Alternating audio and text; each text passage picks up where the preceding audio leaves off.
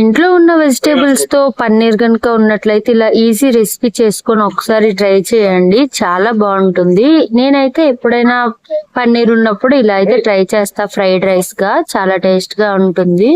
So ఇదైతే చాలా simple process అన్నమాట. ఫస్ట్ పన్నీర్ ని ఫ్రై చేసేసుకొని తర్వాత వెజ్జెస్ అన్ని ఆనియన్స్, క్యారెట్, పచ్చిమిర్చి, కొంచెం అల్లం తెల్లుల్లి పేస్ట్ అవి యాడ్ చేసేసి ఇంకా కొంచెం గరం మసాలా, జీరా ఇలా వేసేసి ఇంకా ఫ్రై చేసి రైస్ కలిపేస్తే ఎంతో టేస్ట్ కరమైన ఫుడ్ అయితే రెడీ అయిపోతుంది అనమాట. ఇది సో నేను గరం మసాలాలు అన్ని లాస్ట్ లోనే వేస్తాను ఇలాంటి ఫ్రైడ్ రైస్ కి, బికాస్ అది ముందే ఫ్రై బాగా అయిపోతే సో దాని టేస్ట్ అనేది వేరేగా ఉంటది. నాకు అలా నచ్చదు, అందుకనే నేను లాస్ట్ లో యాడ్ చేసుకుంటాను అనమాట.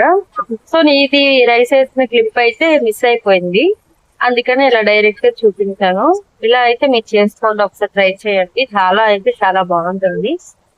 నాకు ఇదంటే చాలా ఇష్టం, పన్నీర్ తో చేసే ఫ్రైడ్ రైస్ అన్నమాట. అండ్ ఫ్రైడ్ రైస్ కి మెయిన్ గా ప్యాన్ ఇంపార్టెంట్ అన్నమాట. ఇప్పుడు మనం చేసుకునే కడాయి నాన్ స్టిక్ కడాయి కాబట్టి అది అసలు అంటుకోలేదు, చాలా బాగా వచ్చింది. సో అది ఉంటే ఇంకా బెటర్ అని నా ఒపీనియన్.